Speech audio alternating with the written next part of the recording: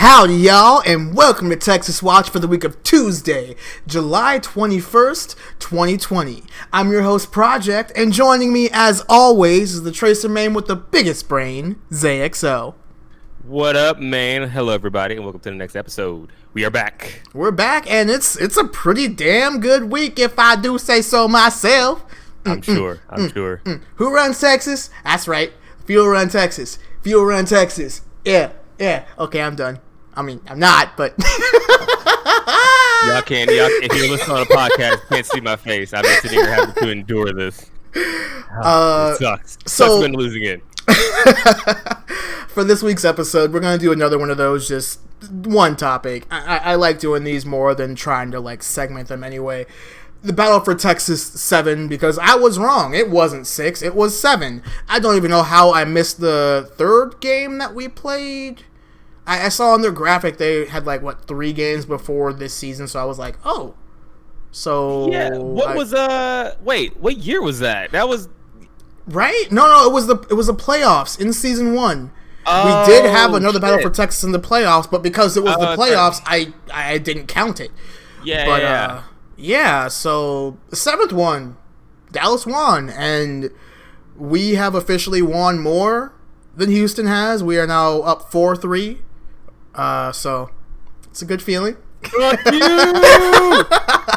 Oh man, that hurt, man. Oh god, I don't even want to. I should get into it because don't want to get me started. How we kind of threw, I think, that match overall. Well, don't worry, we'll get into it because this is Texas Watch. You can catch the show live right here on twitch.tv/ProjectAR every Tuesday at 8 o'clock p.m. Central Time, because Texas time is bestest time. If you can't catch the show live, don't worry about it. We're on podcast services around the globe, and we're on that good old YouTube. So search us up on YouTube, Texas Watch. Probably use Overwatch after that, and you'll be able to find us. Yeah, I see you, butter. It is indeed bestest time in chat. It's always bestest time. So I was just watching the VOD from the game we're about to talk about, and I got an idea. We should totally have a Texas time is bestest time sticker, or maybe some merch. I mean, it is our catchphrase, isn't it? Yeah. I mean, yeah. Let's trademark that shit, right? Let's do it. Let's put it on a shirt. I want all hats, buttons. Someone could tattoo it on your arm. I'm cool with it. You know what I'm saying? So, if someone tattoos Texas time is bestest time on your arm, just bravo. If you do bravo, that, you're the real MVP. You're the official member of a show. You don't say a word on the show, but you are a member. We'll have your webcam on there while you're just listening to us talk. You don't have to actually say anything. We'll have your webcam there. Or we'll put you in the credits regardless. You don't have to show up and watch the show. Yeah. But if you prove that you have it, I'll be like, you know what? That's a true fan. Mm-hmm. That's a true fan right there. But we'll see how that goes. I don't think anyone will do it. You never know. People are crazy. People are crazy. They'll do some wild things. Especially as Overwatch League players, or Overwatch players, God, not League. Yeah. Because the fact that we're playing this game 4 years later, it is ups and downs of metas and nerfs and everything else. We're slightly all crazy ourselves. It has all gotten us. So if you're out there and want to do it, by all means, I sign off on it. But we don't endorse it. Don't be like we told you to. This was on you and your decision. That's right. And if you let me tell you what to do anyway, something wrong with you. Don't listen to me. Who listens? No, don't do it. Don't do it. So, jokes aside, we do have to sit here and talk about this this game that we had last week. It was the first game of the entire weekend. Second? Oh, right. Yeah. You're right. The first game didn't matter. Yeah, exactly. It was a 3-0, I'm pretty sure. Mm-hmm. But we had the 7th, not 6th, 7th Battle for Texas. The Houston Outlaws versus the Dallas Fuel. A game that has always proven to be entertaining. Well, save for the first couple where Houston 3-0, it was a 4-0, wasn't it? The first couple? Yeah, back then it was 4-0. Yeah, back then they played all 4 maps regardless of if you won the first 3. You had to play the 4th one. It was a throwaway map. So it was nice to actually have that be competitive. Granted, the first season Dallas Fuel, they were just a dumpster fire. That's neither here nor there. We're talking about season 3. XQC, Siegel, what do you mean? Okay, Siegel was a gem, and we were lucky to have him. Okay, Yeah. I really wish that he didn't get stuck in the position that he did, because I feel like he would have stayed longer if there weren't so much drama and nonsense. But that's in the past. Can you imagine being an off? throw those. Yeah. I was like, can you imagine being an off tank to XQC? Like, how demanding is probably XQC? Like, Baba me. I actually don't think is he that demanding? I mean, I've watched him play Overwatch. He doesn't like. He talks a lot of shit, but he doesn't really demand much. Yeah, well, it depends what the off tank is doing, right? Let's say a Seagull were to go on a diva hunt and dive someone while he's Winston and he gets blown up. He's like, Diva, like, what are you doing? Kind of thing. I can see him actually raging, so yeah. Yeah, maybe not in a team setting, but in ranked on his stream in the way he does it. But in a team setting where he knows the people, maybe not so much. I give him a little credit for that. And he got a little better over time. But we're not here to talk about SQC because he has his own. Yeah, we did that for 2 seasons already. Yeah, no kidding, right?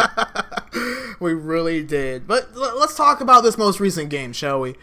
It was a full-on 5-map series, reverse sweep. We are talking the most electric kind of Overwatch you can see.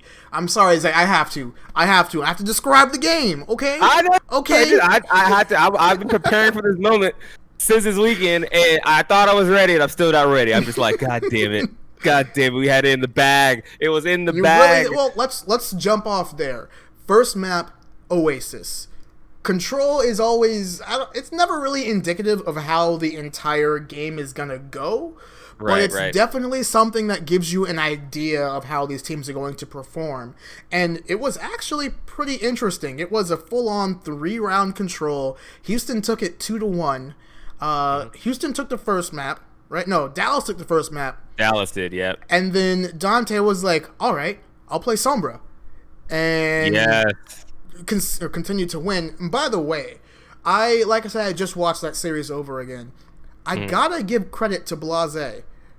I for the longest time was like, you know what, I don't think that he's that good. I don't know why Houston picked him up, but seeing him perform on both Genji and Doomfist on Oasis, okay, like, that was a good pickup for y'all.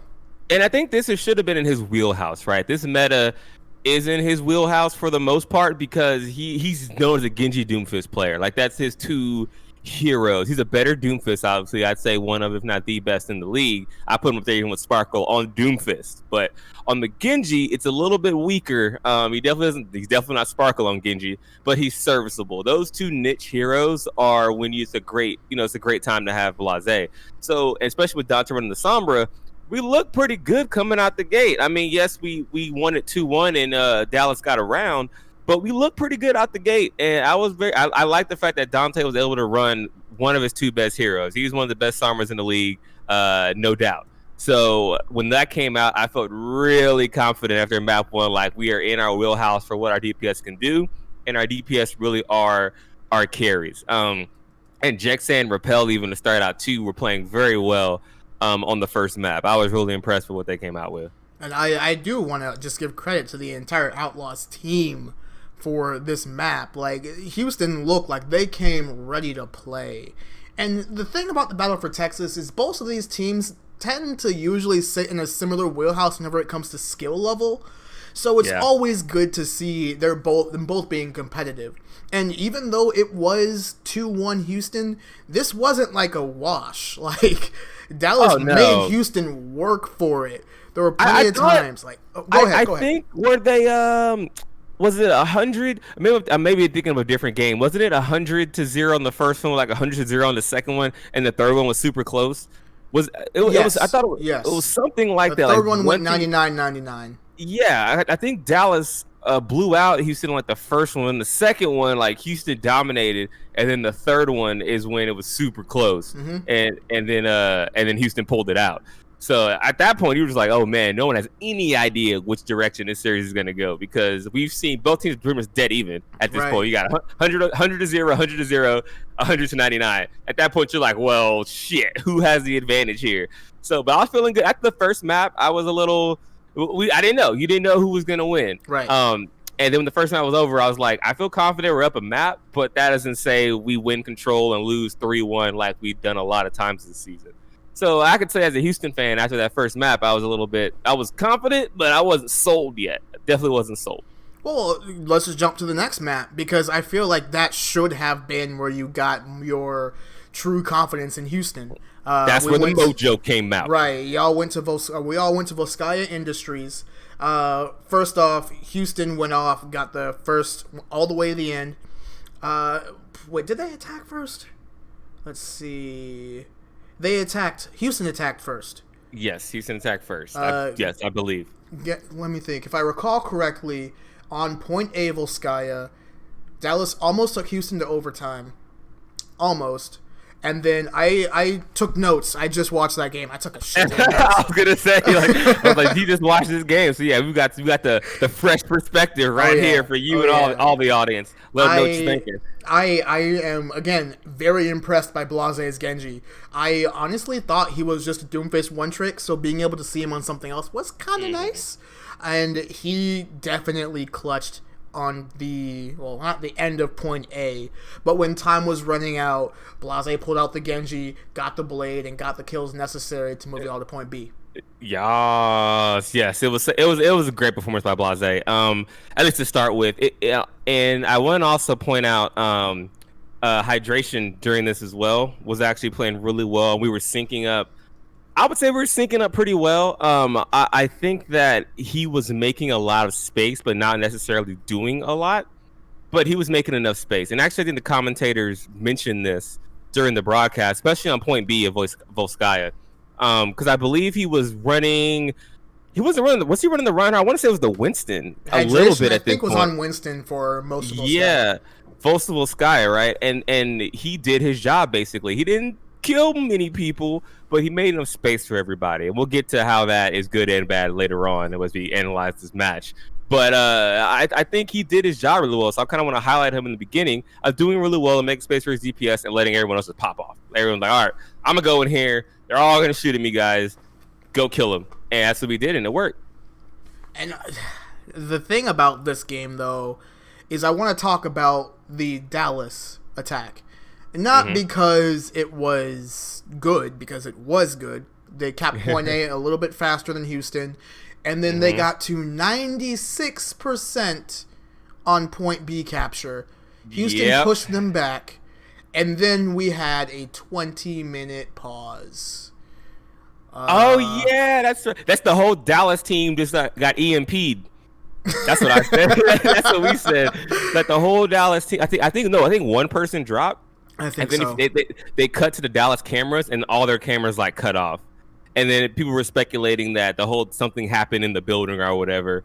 And yeah, it was a long pause. Y'all were pushing. I think the fight was pretty much even when the pause happened. They were in position to complete the fight, and then the pause happened. And it was a 20-minute pause, which is a little bit longer than your average pause. Oh, yeah, 20 minutes is a long time. Most pauses are 5 at least. Dude. Yeah, they're pretty quick. Like, someone drop real quick, reboot them into the game, and let's go. But this one, I don't know what they had to do. It took them forever to get them back into the lobby, and it did change the dynamics of the fight. If you don't think that's the case, then you're crazy. Because imagine you're in the middle of a ranked game, and then you're attacking Hanamura or Volskaya point B, and you're shooting somebody, and it's pause, and it's still pause. In 20 minutes, I don't know if I can sit in my chair and wait for an unpause for 20 minutes. I'm going to go get some water, a Red Bull, some Mountain Dew game fuel. Like, hey, Mountain Dew, if you're listening. Yeah, please. We'll take a sponsorship. You want to put that fridge back there? I don't need a Red Bull fridge. I'll take a game fuel fridge. I will put it on my head. I will tape an empty can of game fuel to my head, Mountain Dew, if you want to sponsor the channel. I'll promise you, at least for one episode, not the whole time. But you're gonna go do that, right? It's gonna change your mental state, and it's gonna change the dynamics of the entire fight. 100%. And that's what we saw. What's happening. We saw that pause. Whenever there's a pause longer than just a few minutes, they do typically have to reset the players, make them spawn back and spawn. Here's how much ultimate charge you had. I think that's what ended up happening. And unfortunately, because the pause was so long, all the momentum that Dallas had, it was just gone. It was really difficult. And granted, they only needed to get one more tick. But when your momentum is gone on 2 CP, you are facing a uphill battle. Yeah. Straight up. Yeah, it's the truth. It's the truth. So that was that's something that did go in Houston's favor a little bit there. But Dallas did get another chance to attack, and it was doable. They just didn't get it done. And that's the thing that really sucks is like at first I remember the pause happening, and I thought they didn't cap B, but Dallas did cap B. They did, yep. In overtime. So what Houston had to just got an attack, obviously, and we kind of know. Well, go ahead, continue on. No, you're fine. You're right there with it. Houston got the attack because they didn't finish in overtime. That means that they not only had advantage in time, but they only had to get one tick to win the map. That means 33% on the first point, which if you've ever played Overwatch, it's not very hard to get 33% on 2CPA on any map. Yeah, I don't know about your ranked games, though, but it's like we just need one tick. We have 4 minutes in the time bank. All of a sudden, it's overtime, and we haven't touched the point. You're like, what the fuck's going on? I have had that happen before. I'd be lying if I didn't. But we're in ranked, so I mean that's ranked, and this is Overwatch League, so I'm sure they have much better strategies for how to attack a point than we do in our games. Oh yeah, because players actually know how to flank in Overwatch League, and supports actually keep you alive in Overwatch League, and not burn ultimates in Overwatch League. Yeah, we do it. We're like, I just use my ult, we'll win, and then we like start using ults one by one, and you're like, wait a minute, guys, we're throwing here, like we're slow throwing. Why did both of our supports just ultimate, and we haven't even started the fight yet? Yeah, it's like, and then increasing their mind, you're like, oh no, we may not get this. But in this match against Houston's attack, they did it, and they did it pretty well. I want to say they got it the first push, if memory serves correctly. It wasn't on first push, but it was one of those like, hey, first push, and then they'll keep fighting, and yeah. It was the trickles, and Houston did end up taking Volskaya, which put them up 2-0 and for match point before halftime. And this is where things started getting a little questionable, if anything, for... questionable? That's an understatement. That's an understatement, in my opinion, but continue. It was definitely one of those what's going on, but we do have to remember, both of these games weren't sweeps. Like, the first control map wasn't just, Houston dominated. Volskaya wasn't Houston dominated. It was, the teams were pretty much even. Dallas almost capped B with almost 4 minutes of time, by the way, and then had a extended pause, losing all momentum. And I'm not blaming the pause for their loss, but I do think it's fair to say that did have some effect on the team. Oh, it did. Well, that's fair to say. Absolutely. I mean, effect on both teams, but as a defender on, point two, it's. Are you mean the time off from the pause or the time off from halftime? The time off from pause. Okay. Yeah. That's a big deal. I think so. I think either way. Definitely gives advantage to the defenders because it gives the defenders a chance to take a breath. Like, hey, we're still holding this point. We still got this. And then the attackers have to, all right, how do we do this now? They know our strategy because they know where everyone is. The defenders know their ult charge. They're like, all right, so we know we have ult wise.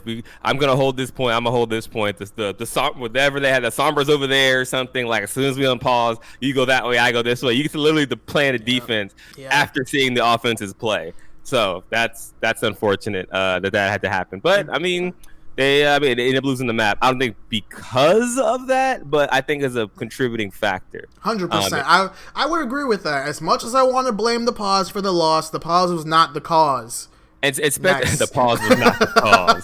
I think that especially as close as these two teams are, any small advantage is going to be a big deal when the match is close. It's with any sports that you want to talk about, whether it be football, basketball, whatever, it's going to be that whatever team gets a slight advantage from the rules or with a certain positioning, they're going to have the advantage when the teams are that close. So since the teams are this close between Dallas and Houston now, that we're there neck and neck, basically, that pause, it contributed. It definitely contributed. There's no way around that. So, no way around. Wow, that's a bad transition. I'm usually good at those, but sometimes you swing and you miss. Let's talk about Game 3.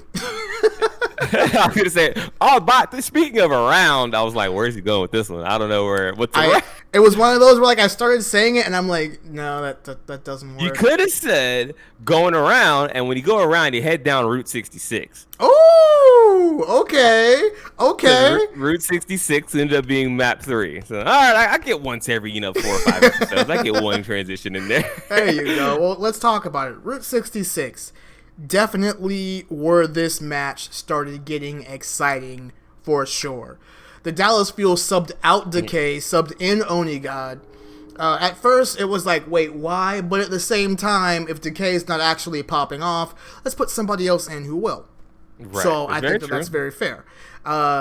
We had Houston attack first.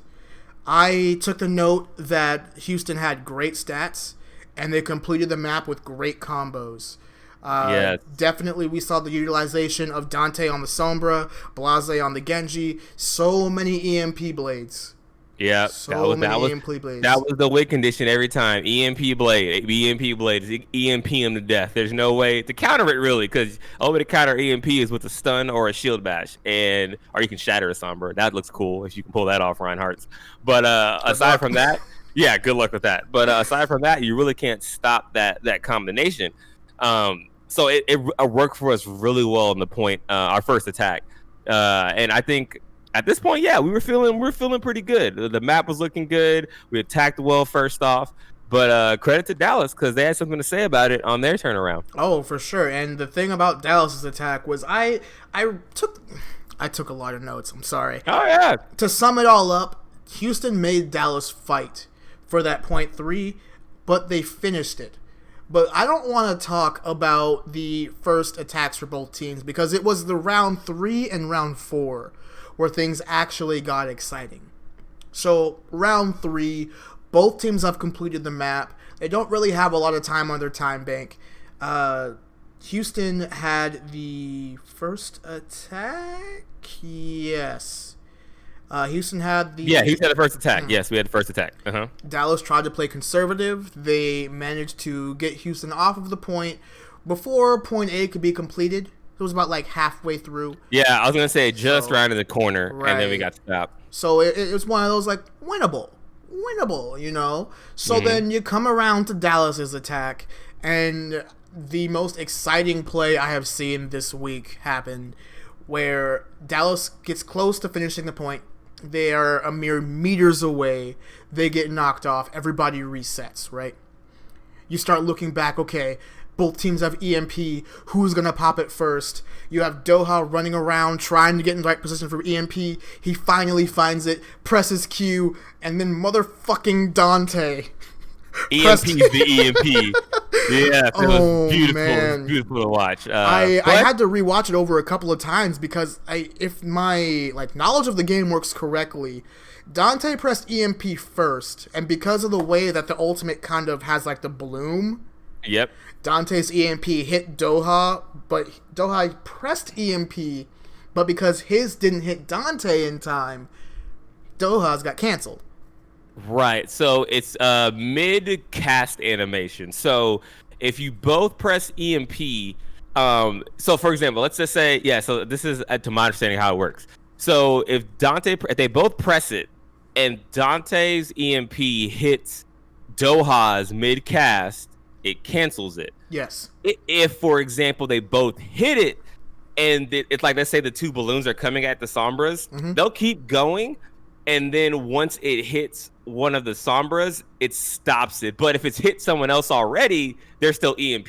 Right. So it's like, so basically the only way to cancel another EMP is to hit a Sombra mid-cast, which is what happened because the Sombras are pretty much right next to each other when they happened. They were both EMPing the cart. They both was jumping the cart and EMPing, and both of them were Legondolus, and then Dante's went off, and Doha's is about to finish the sentence, and he gets EMP'd, and it cancels all of it. That was insane. You would think after that we had it in the bag because he EMP I think 3 or 4 people was who he got. And this is the type thing that I'm talking about, the most exciting part. Dallas were at the disadvantage at this point. The amount of mental that this team had to not only keep it in but still get the necessary picks, you got to give them credit for that. If I was in a comp game and I'm playing Sombra and I got EMP canceled by another EMP, I would have fucking threw my mouse and been like, done. Like, no, I think what saved it for them were 2 things: Brigitte and Moira. Yep. Because if those heroes get EMP, they can still output all the healing they want. Both of their healing abilities, which is a smart move by Dallas because they switched to 2 heroes on this point. That if they were to get EMP'd, nothing would happen to him. Like if you EMP Brig, Inspire still works, and Moira's healing still works. Her left click still works. She doesn't lose that. She loses her orb and fade, but that's it. Brig loses her armor packs and shield, but that's it. They still have the heal, and both of their heals not only are direct. Well, Briggs is directed for using her armor pack. Yeah. Wait, is it even armor pack anymore? Healing pack now? No, it doesn't overshield. So armor pack still heals, gives you armor. If you have 100 health, it gives you 50 armor on top of that 100 health. But yeah, her Inspire is an AOE and Moira's is an AOE. So when that EMP happened, Dallas didn't panic. They literally, you can see them all group up. It was like 4 of them got in like a big ass huddle, and Outlaws went to jump them, and they're like, "No, dog, we got Brig and Moira. We're gonna fucking keep everybody alive. Like, good luck." And no one died. So you could hear the announcers even saying that, okay, it's like, oh, the EMP goes through, and the Outlaws don't get any kills off of it because we couldn't kill anybody. Brig and Moira are like, fuck. Brig is like, back up. I can't whip shot, back a whole left click, and so did Moira. I after hearing you mention that, I'm actually realizing that's a really smart coaching play. If you know that the other team is going to be playing a Sombra, you might as well put in supports who won't really be affected. Like, if you play Lucio against a Sombra, no. Yeah, good luck. Good luck. Bap against Sombra, no, Bap can still right-click, but he can't shift, he can't use Immortality field. Immortality, right. That'd be a big one, because that's why you run Bap mainly for the Immortality field.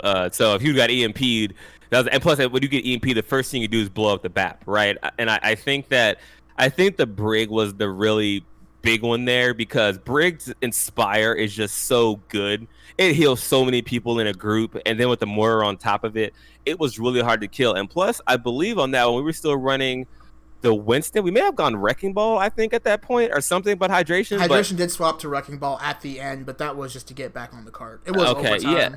We and plus with our DPS, remember, we're running Sombra Genji. So we can't, unless we burst down a target, like you're not gonna kill them. So if they're in a group getting healed by Inspire and Moira P, basically, then a Genji dash and right clicks aren't gonna do anything, and then Genji's just gonna get blown up. So the EMP was great, but the follow up was just not there. And I believe Gamsu was on the Reinhardt during this, and once he was healed up, he went fucking ham. He was like W left click, and we just started getting pushed back and melted. And there's nothing we can do because we just don't have the damage to take him down with those 2 supports and then being that grouped up. So it's a great coaching decision with the lineup that they ran, but I would also say it's just a great heads up play by Dallas to realize that they already are grouped up and got EMP'd. Stay together, Moira hold left click, Brig hold left click, Reinhardt put your shield up, and let's just wait until we can do stuff. Because the EMP, I mean, it's a fairly long time, but it's not as long as a hack, right? You can get through it with enough burst healing, and Moira can spray 3 people in a row, and they fucking get so much healing, it's insane. Because as soon as it happened, and I saw their positioning, I was like, this may not work. Because where's Blase gonna go? Like, he can dash through, but he'll just die because there's 5 of them there. The Sombra, I don't know if he's gonna burst down. So it was a good play by Dante, great individual play, but the follow-up wasn't there, and Dallas ended up taking the map. It was a great counter. Oh yeah, and that was the beginning of the reverse sweep. So let's talk about the next map, Eichenwald, the second best map in the game in my opinion, only behind King's Row. So you want to fight me on this? About to say. Well, Eichenwald, you like it because Dallas ended up pulling it out at the end and completing the map. No, this is independent of the Dallas feel. I genuinely like Eichenwald because it's one of those maps where you get the hybrid. I think hybrid's the best game mode in the game, period. Okay. All the positions that you have to hold that first point, the sight lines that are available, you can go long range, you can go short range. There are lots of routes to hide and do some sneaky plays. And then when it actually comes to pushing the cart all the way to the end of the map, the way that the castle is designed from point A to B, you have a lot of opportunities for like that sneaky, that running around, that out-juking your opponent, out-maneuvering your opponent. And then, of course, the third point, it's just a good third point. all indoors. Like, you have to go in. There is no... Well, you can kind of flank around on the left, but that's neither here nor there. I like Eichenwald. Okay, let's talk about this map. So, Dallas had the first attack, and they... Did they complete the map? I think they did. They did. They completed Eichenwald. They completed the map. And then when Houston came through on their attack, they also completed the map. But then we went to rounds 3 and 4, right? I believe. Wait, I don't know. No, that's wrong. That's wrong. I think we got stuck on the second point. I think we got stuck on the bridge. No, you. Yeah. Wait. We got because I think that. Yeah, because the fuel held us. We were right at point B with like 2 meters left, and I'm pretty sure the fuel held us there. Well, what the play I'm specifically thinking of, this was on third point when Dante had EMP. He pressed Q, and yeah, it was 1-3 according to the thing up here. Let's see here. Yeah. Because I'm pretty sure. I don't know which. Wait. Oh, you're talking about third point of Eichenwald. Because we should have won. Y'all should not have completed the map on Eichenwald. It was pretty insane. Let's see. I have the game pulled up here. Do I still have it to where I can actually show what's on my screen, or did I break it again? Dude, I'm always messing with OBS and trying to like find new ways to make the show. Okay, I think I got it. Let's see here. Let me make sure that doesn't get on the stream, because we got to worry about safety first. And we transition. Cool. So we're looking at this. This is the beginning of the second map. So we fast forward through here. Because I forgot, because something at the end of Eichenwald point 3 happened. Oh, well, I know exactly what happened. I'll tell you right now. It's called Dante didn't hit everybody with his EMP. So Oh no, he threw. No, that's right. He hit nobody. That's right. No, because we talked about this. We were I was texting her through the match. He hit no one. That was because the Moira had coalescence. The Moira had coalescence, and then Dante runs up and EMP. No, He doesn't get the fucking Moira. How, Dante? How do you not get the one hero that's actually ulting, and then he dies? And because he didn't get Crimzo's Moira, he continued to heal, and, well, they completed the map after that because they had the heals and the support that they needed. So that was Dallas completing the map, and then, yeah, they stopped them on right before point 2. So that was Dallas's second win. I don't really think we need to talk about this game too much, but I do think it is important for us to kind of recognize the misplay and how important that actually is. Like, that was an EMP. Like, he didn't get no one. I think he got, like, 2 people, but missing the most important target. Like, he got Gamsu and... Shoot, I should still have it pulled up. Let's see. We go back. We go real far back. I will say, though, it was kind of nice to watch the VOD again on YouTube, but I will definitely, like, the replay viewer was missing the Dallas-Houston game because it was so far back. And, yeah, dude. I think I have to download the previous set of matches. It updates every week. Okay, yeah, you go to previous. Okay. Yeah. Well, I mean, it's not too bad. You just got to know where to find it, I guess, right? Another comment on this map for Eichenwald is just that Dante held his EMP he held it all of point A to B. Like, I didn't understand what the thought process behind that was. I don't know if they were like, they're setting up the perfect EMP blade. Like, I just don't get it. I just really didn't. I don't know what the strategy was. I don't know if they got cold feet. I don't know if they got nervous. I don't know if they just choked, which is probably the most viable option, is that they just choked. Do you have a stream pulled up? Sorry. Nope. I had the match pulled up. Let me take a look. I found the exact play. All right. Let me know when you're there. Yep, I'm there. Clicking. So if you'll notice, like, this is where things were getting a little hairy. We did have Dante was trying to get the hacks off, but Crimzo was able to pop Cole, and then he's pulled in the back, and that EMP right there, he didn't hit Crimzo, but he got Oni, Doha, and Paintbrush. But that wasn't enough because you have a fucking coalescence going. You have that's like in a game where as a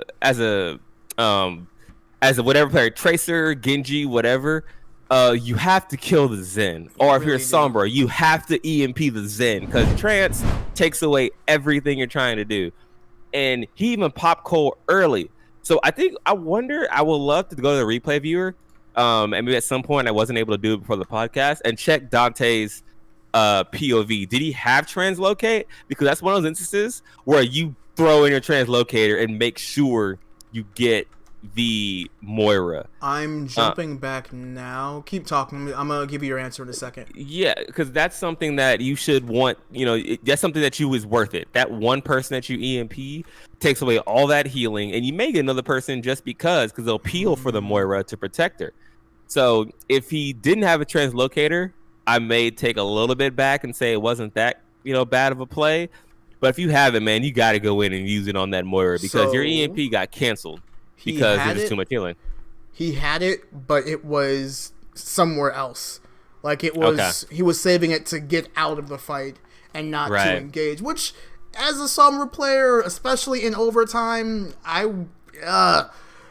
you're kind of right. Like I feel like the play would have been for him to throw in the translocator into where the fuel was, but then you would have Dante risking not being able to get out of the fight.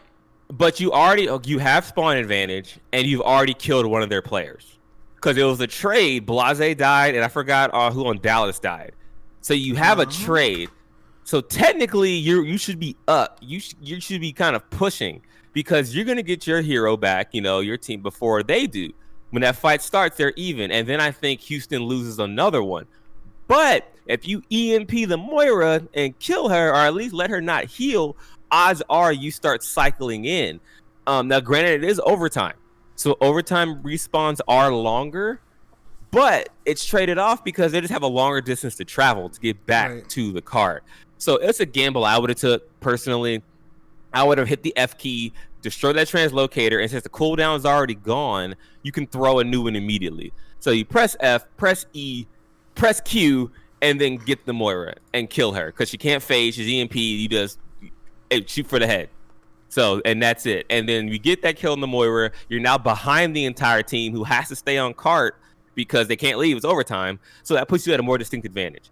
And this is a lot. I will preface this before, so I don't know what the word for after is. Oh, Monday morning quarterback this. If I want to play Monday morning quarterback, it's easy to say that you should have done this, and this. However, we've all been in those overtime games where you just don't think completely straight about what the best strategy would have been. You think I want to get to the point, or I want to stop them as much as possible, and that intense music is playing. You see that timer going down, and you kind of lose yourself, and that's Overwatch in a nutshell. Yep. Especially when you have EMP. Like I know I have the fight winning ult here. If I want to use this, we've got to win the fight. And just to use it there, and you can see when he uses it, I think it's Tracer. I think it's Oni God on the Tracer or something. He goes down to like half HP and then gets just completely, healed all the way back up by the Moira. And I'm just like, the EMP's gone to waste. Everybody's still alive. No one dies. And it's the same situation like Route 66. We use big ultimates and no one dies. And I do want to bring attention to, it wasn't just Crimzo's Cole that finished the fight. Paintbrush also had beat. That too. Yeah. After that's sealed, that was like, all right, well, we can't do anything now because they have a sound barrier and they're gonna roll over us. But if you at least get Moira and then the sound barrier comes out, I think you just have a much better chance. And that was a very winnable. It would be. There's no guarantee we would have won it, but it would have been more winnable if you had got the Moira for sure. Right, because technically, if you look at the final map score, we never even got to 0.3. So who's to say that we would have even, made it that far to begin with? But as far as moral victories and, mental victories go, that would have really helped. Yeah. So now we're on map 5. The all the marbles kind of map, right? We are good on old Control. They subbed out Oni, subbed back in Decay. Decay showed his Genji for the first time, which, fun fact, Dallas had 3 different people play Genji this map. Houston had 2. We had Decay come on. He popped off as Genji. I did not know he had a Genji. Decay's played Genji for y'all before. Did you not know this? I did, but we usually see Doha on it. So yeah, but he's definitely played Genji for y'all before, though. And his Genji is also known. His Genji is very good. Decay has a very good Genji. I think the announcers even mentioned that it's one of the heroes that just because he's a hit scan like specialist, he doesn't get to pull out very often. But he's very good on the Genji. And I'm glad that we have him on the Genji because he carried us to making map 1 a victory. Map 2, Houston was mad. Yeah. Oh yeah. Oh yeah. My note that I literally wrote was map 2. Houston didn't want to lose here, and it showed. I like to see it because it's competitive. It was edge of your seat entertainment. We were on map 5. This was it was exciting. Yeah, that's what the Battle of Texas is supposed to be, right? This is the Lone Star Showdown. So it's literally coming down to high noon, whatever you want, the final map, or the final round of map 5 to decide the victor. So it lived up to what it was supposed to. It shouldn't have gotten to this point if the Outlaws got their shit together. But here we were on, the final round of map 5 to decide the match. And we busted out. I love the Aloe. We busted out. We were like, fuck this. Dante played Genji. Blase played Doomfist. We're running fucking full dive here. We're going with the best heroes we got. And y'all almost had it. You took it to 99. But Dallas at the last second took it back. And thanks to a couple of really good plays, particularly by Note. If you remember near the end when Dallas was like 95, 96, he Gravitic fluxed the Outlaws. Got about 3 players in his flux, which effectively removes them from a few seconds of the match, which in last 90%, that's very important. Blase had Meteor Strike. He pressed Q, tried his best to get onto point, but it wasn't enough. And so we end up running out of time and do not touch the point. And literally C9. And the worst part about it, too, was, like, when you go back and watch it, you can actually see, like, there were 4 Outlaws players running to point, and they almost touch, but because of the percentage amount that it was at, it wasn't enough. If it's we got the first pick, so I don't know if everything's a C9 now, but a traditional C9, I don't think it was, because there's no guarantee we would have won the fight on the point. We could have lost it right there. Okay, true. So it's a meme C9, but it's not a real C9. Yeah, it was the what do you call it? The C9 where you're just not on the point. Yeah, it's the meme C9. The traditional C9 of where you're up 3 and just don't get on the point is like, that's the true C9. Or just walk off the payload, a la Shanghai Dragon. Do that all the time. I remember the Shanghai game where they actually they had Brig on point. It just walked off. That's the true C9.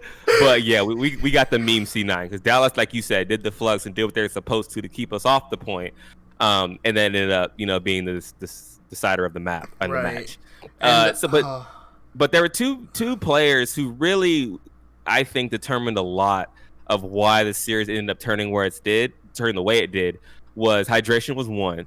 I think the Dallas field did a great job of figuring out what the Outlaws were doing and basically using Hydration as bait on main tank and playing Winston. And he just started getting blown up. They're like, you know what? We're just not going to let you zap us while we try to do other fighting. All 6 of us are just going to kill you.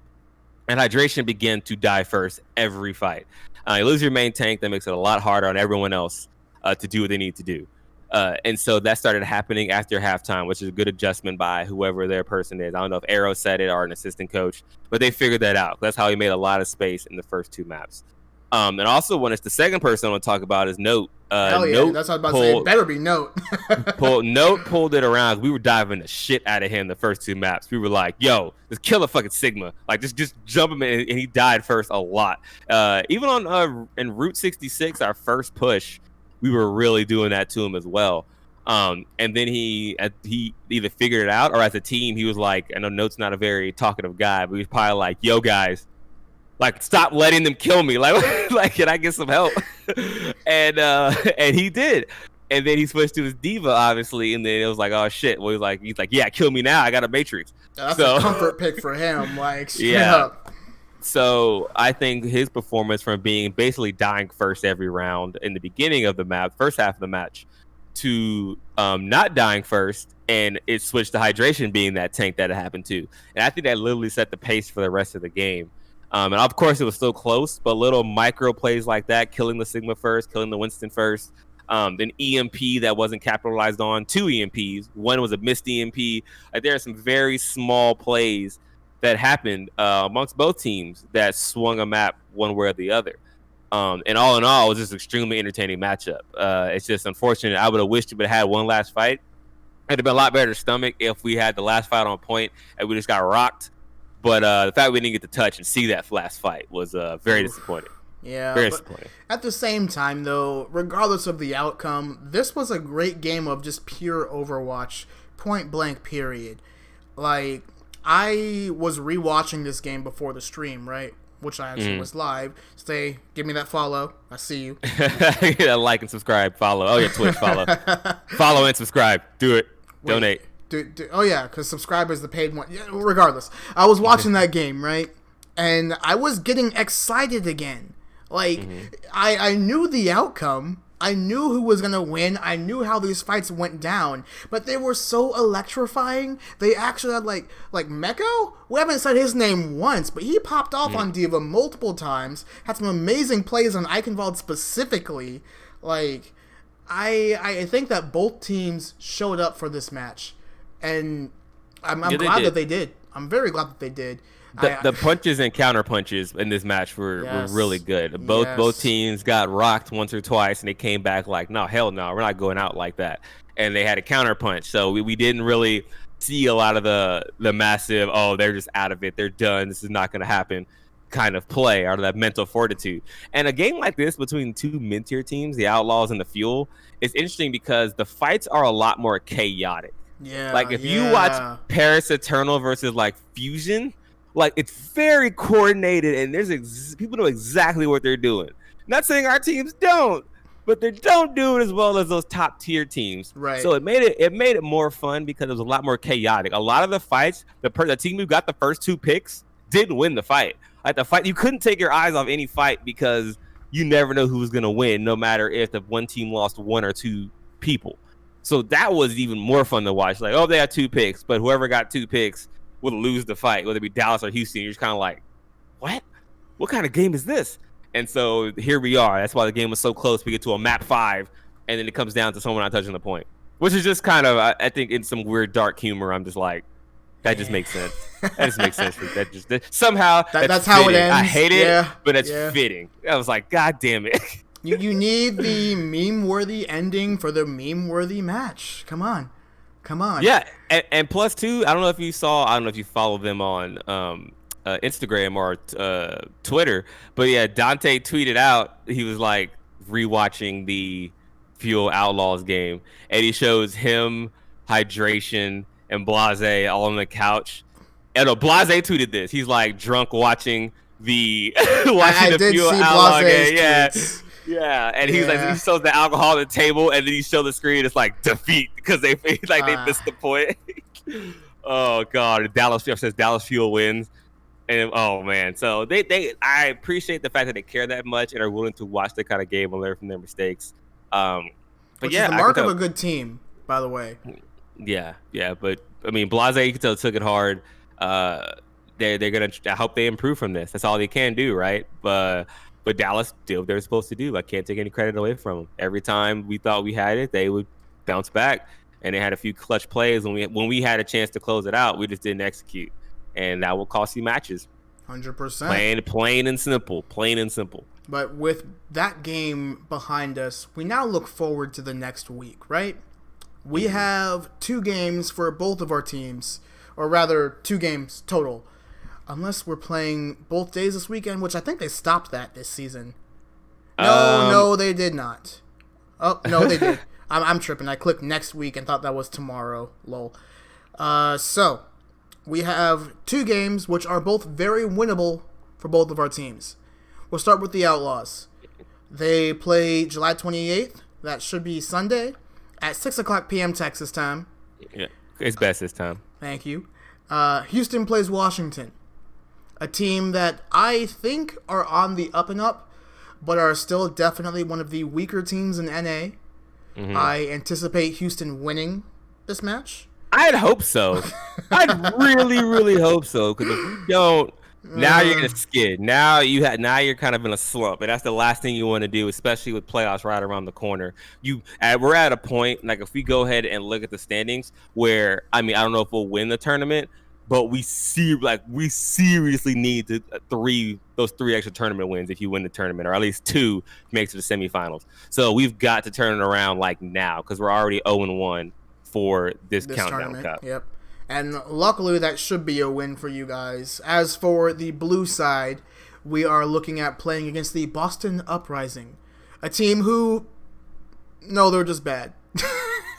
Consistently, you're playing against the worst team in the league, so have fun. I tried thinking of something nice to say, but I'm like, Jerry?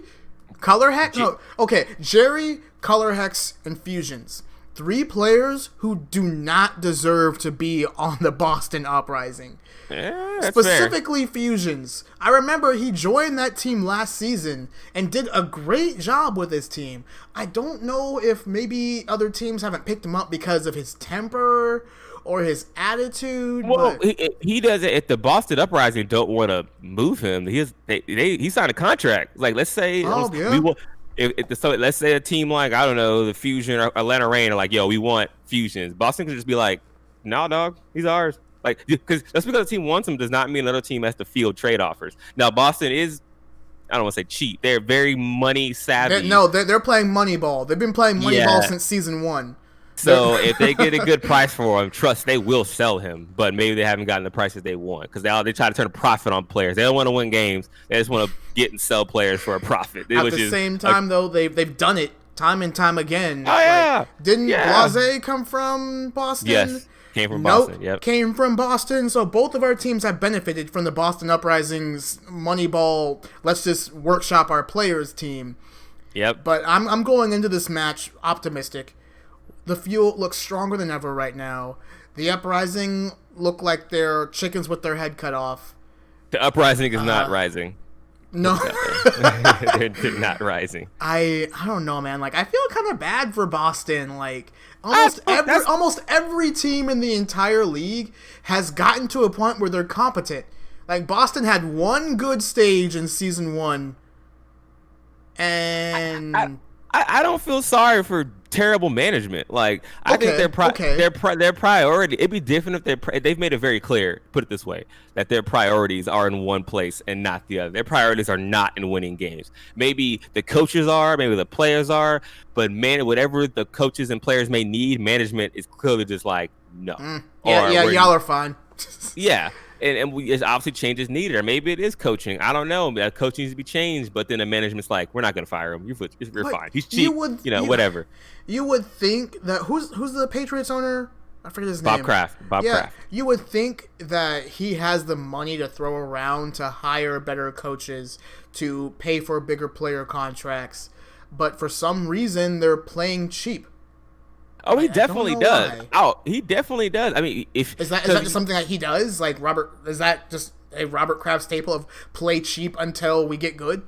Well, the Patriots were super cheap. The thing about it, Tom Brady, we want to talk about traditional sports for a second. Go ahead. Yeah, Tom Brady has been underpaid his entire career, and in my opinion, he's the greatest quarterback of all time. I'll say he is the GOAT, but he's got 6 Super Bowls. But then he would have like a huge contract by now, wouldn't he? No, well, he left. That's what Tom Brady, if you don't know, is no longer with the New England Patriots. This is news to me, actually. Is this like recent? This happened like 4 months ago. That is recent. Shut up. For someone who does not pay attention to the NFL, as far as I know, Tom Brady has always been a New England Patriot. So yes, this is new to me. He has been a Patriot for over 20 years. or something like that. But dude. and he left. He was like, because he needed more weapons at wide receivers and running back. He's getting old. He's like in his early 40s, like 43 years old. He's like, dude, I cannot keep playing with these bum ass receivers and stuff because my arm's not as strong. I need people that can just get open. I can't just do everything I did 20 years ago or 15 years ago. Bob Kraft, our Bill Belichick, the head coach, was like, nah, we're gonna stick with what we have. And yeah, and Tom was like, fuck that, I'm leaving. And he now plays for the Tampa Bay Buccaneers. So yeah, but the Tampa Bay Buccaneers, they're actually a pretty good team now.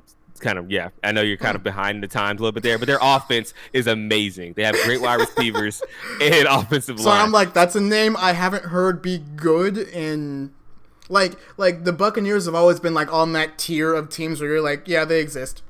Yeah, they always have. You're right. And they've actually got someone in management or player personnel and ownership who cares. And they actually have a legit product on the field now. So to bring that back to Overwatch, if Bob Kraft isn't willing to spend money for receivers on Tom fucking Brady, why the hell would he spend money on some kids in an esport that he owns? So to bring some reality into it, Boston as an organization, I do not feel sorry for because they're playing Moneyball and cheapskates. The Washington Justice, who are the second worst team in the league, who we are playing, I feel a little more sorry for because they brought in a lot of old talent, like Ark, T-Tuba, Stitch, people that have been around the Overwatch League for a long time. And they may be a little Runaway from last year. Don't forget that. The Titans previously Runaway, like one of the best teams in Tier 2 Overwatch, now has a bunch of players who are just scattered across the league because their team was managed poorly. Right. And so at least it feels like they're trying a bit more. And in general, the Washington Esports organization with, their home stands and events, they just seem like they're into it. They're owned by an esports org. They actually care. Whereas Boston... Boston don't give a shit. They're just like, see, all right, we'll field a team. That's about it. Remember back in the old days of early 2020 when homestands were a thing? Homestands? Oh, man. We're going way back. I was genuinely not really excited, more curious is the word I'd want to use, to see the Florida and Boston homestands. Yeah, specifically. I want to see Florida because if they have like a nightclub in there, that'd be awesome. That's what I think of Florida. You got the Miami Vice jersey. You got to have like a stripper pole, right? I'm just kidding. I genuinely wonder what their homestand would be like, but maybe we'll find out next year. Hopefully they'll figure something out and we can do homestands again because, God, I miss it. Oh, my God. Well, yeah, we can do it. Just all wear hazmat suits. Easy. Let's play this walking like it's Fallout 4. That's all you got to do. And then you'll be good.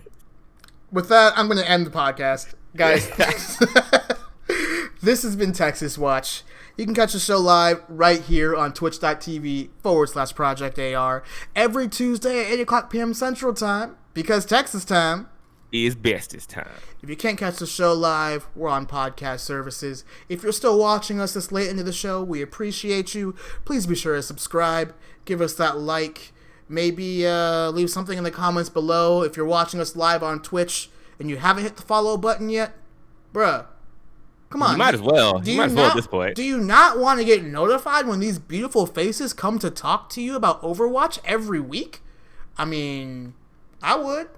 So right, like, come on now, you guys are missing out. Like, you guys, come on now, you gotta hit that follow button, get notified. You get notified about other shit you don't care about. Watch the notifications about something you do care about. So accurate though. Like, okay, I'm gonna damage the whole like rigmarole of it all. I do think it is absolutely insane that like we have to consistently like and subscribe because I turn off almost all notifications at this point. Like, if I want to see what my favorite YouTubers are putting up, I will go on YouTube and I will click subscriptions. I don't need nobody to notify me. Just, oh, cool, something's up. Thank you. Yep. That's pretty much it. I don't need that. I don't need my phone getting bombarded like that. I have cleaned all that up. I can't do it. Just can't do it. But for us, you should do it. Yeah, the algorithm says we have to say like and subscribe. So thanks, YouTube algorithm, Twitch. Appreciate y'all. We're gonna bounce. Have a good night, and until next time, Let's make Texas proud. Yeehaw!